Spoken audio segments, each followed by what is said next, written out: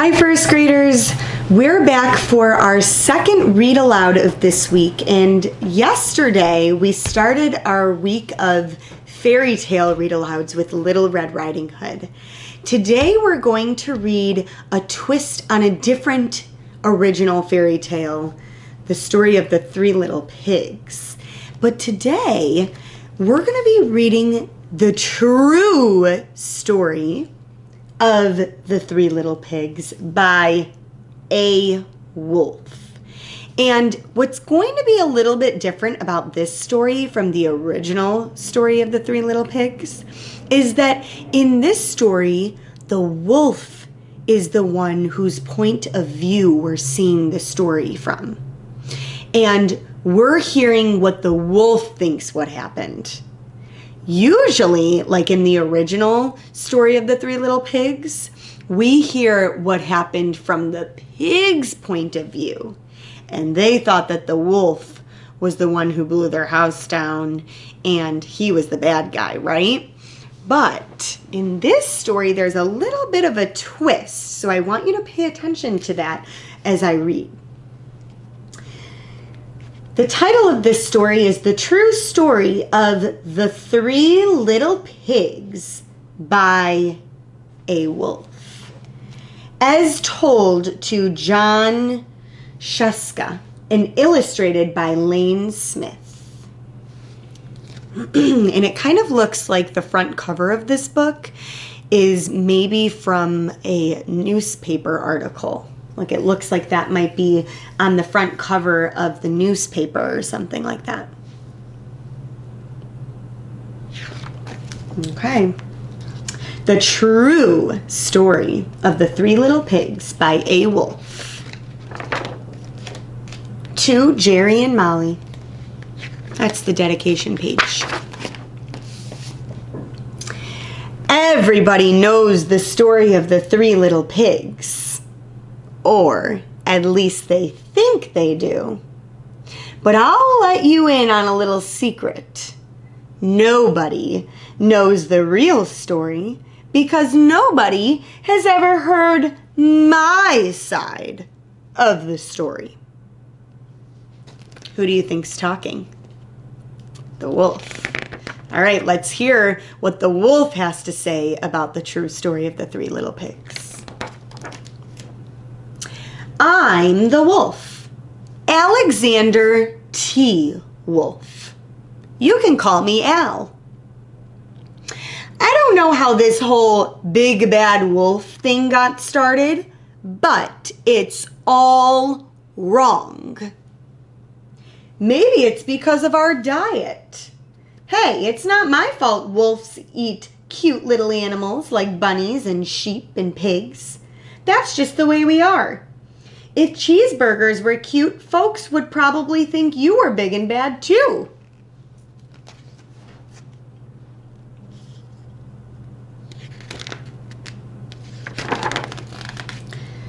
But, like I was saying, the whole big bad wolf thing is all wrong.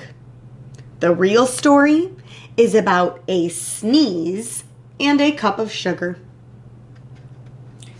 This is the real story.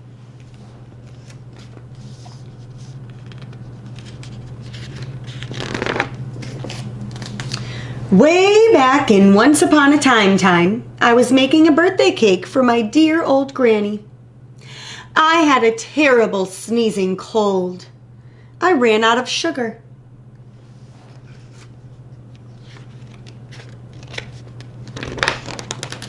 So I walked down the street to ask my neighbor for a cup of sugar. Now, this neighbor was a pig. And he wasn't too bright either. He had built his whole house out of straw. Can you believe it? I mean, who in his right mind would build a house of straw?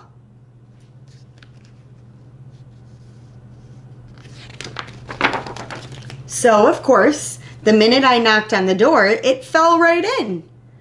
I didn't want to just walk into someone else's house, so I called, little pig, are you in?" No answer. I was just about to go home without the cup of sugar for my dear old granny's birthday cake. That's when my nose started to itch. I felt a sneeze coming on. Well, I huffed and I snuffed and I sneezed a great sneeze.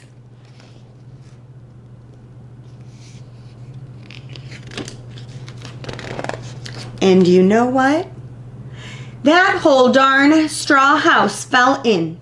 And right in the middle of the pile of straw was the first little pig, dead as a doornail. He had been home the whole time. It seemed like a shame to leave a perfectly good ham dinner lying there on the straw. So I ate it up. Think of it as a big cheeseburger just lying there.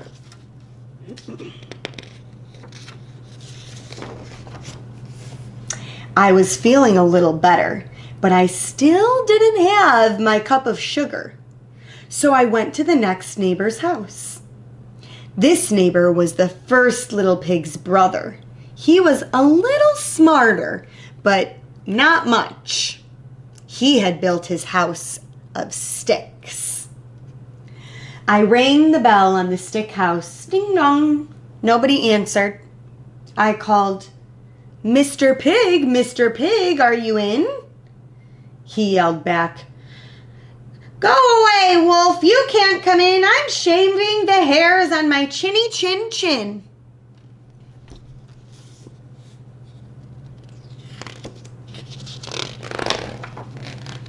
I had just grabbed the doorknob when I felt another sneeze coming on. I huffed and I snuffed and I tried to cover my mouth, but I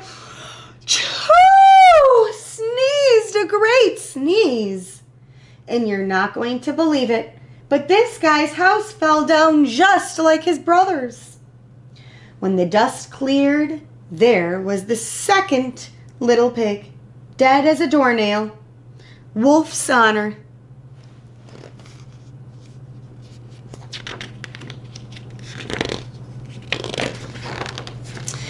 Now, you know, food will spoil if you just leave it out in the open. So I did the only thing there was to do.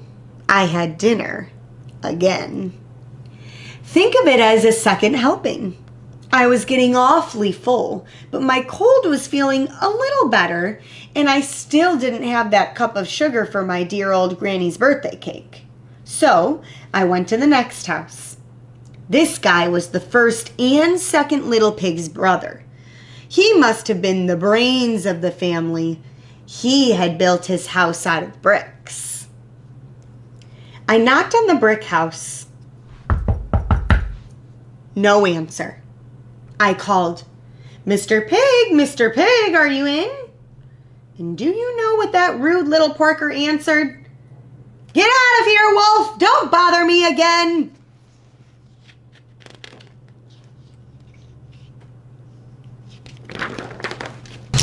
Talk about impolite. He probably had a whole sack full of sugar, and he wouldn't give me even one little cup for my dear sweet old granny's birthday cake. What a pig. I was just about to go home and maybe make a nice birthday card instead of a cake when I felt my cold coming on. I huffed and I snuffed and I sneezed once again. Then the third little pig yelled, "And your old granny can sit on a pin."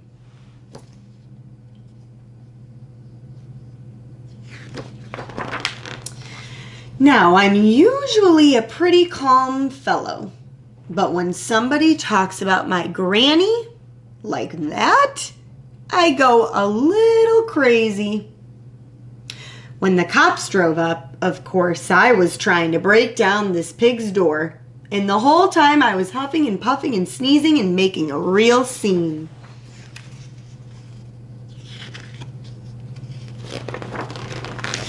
The rest, as they say, is history. The news reporters found out about the two pigs I had for dinner. They figured a sick guy going to borrow a cup of sugar didn't sound very exciting. So they jazzed up the story with all of that huff and puff and blow your house down.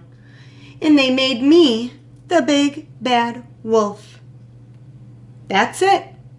The real story. I was framed.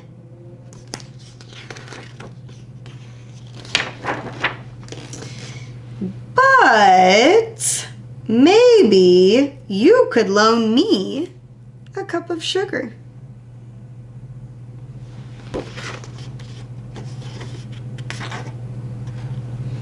And that, first grade, is the end of the true story of the Three Little Pigs. Now, remember, this is the point of view of the wolf. This is what the wolf thinks happened from his point of view. Okay? And so he says that this was the real story and that he was framed. Tell someone at home, what do you think the wolf means by I was framed? What do you think he means by that? And then after you've told someone at home the answer to that question, compare this true story of the Three Little Pigs with the other story of the Three Little Pigs that you maybe have read before. How is this one different from the classic story of the Three Little Pigs? How is it the same? Talk to someone at home, and that is all we have for today. If you would like to leave me a video or a comment, you can go ahead and do that too in Seesaw and let me know what you thought. And you can also let me know what you told someone at home about what you think it means to be framed, or about the similarities or the differences, how this story is the same or different from the other story of the Three Little Pigs. So you can go ahead and do that, and I'll be on the lookout for those videos or comments or notes that you send me on Seesaw. And then I will be back tomorrow to read you another fairy tale story. See you later, first grade.